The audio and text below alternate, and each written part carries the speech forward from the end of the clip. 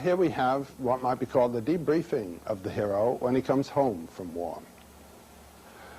The beginning, we might recognize, takes place as a result of a trick played by the goddess Aphrodite, whom we are to see here now standing before us in a beautiful late classical representation. She is the goddess of eros, of love, and also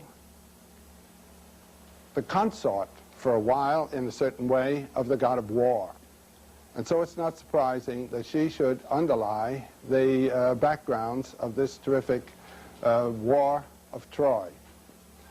Now, the legend is that she was born from the sea.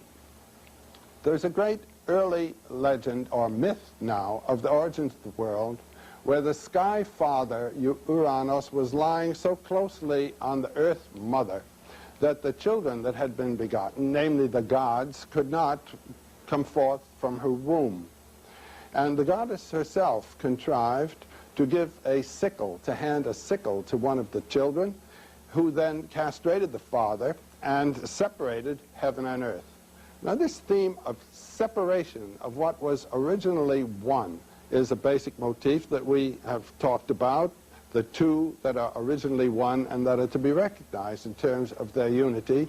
This theme is represented here in the separation of heaven and earth, and we must realize that the heavenly and the earthly are of one order, ultimately, combining in the lives of all of us.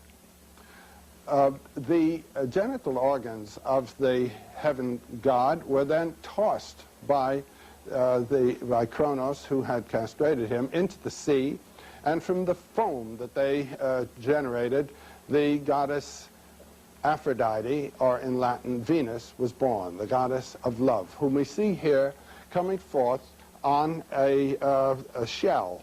You know Botticelli's figure of Venus, as they say, Venus on the half shell. The background for that in classical literature and classical tradition is represented here in the goddess, the birth of the goddess Venus.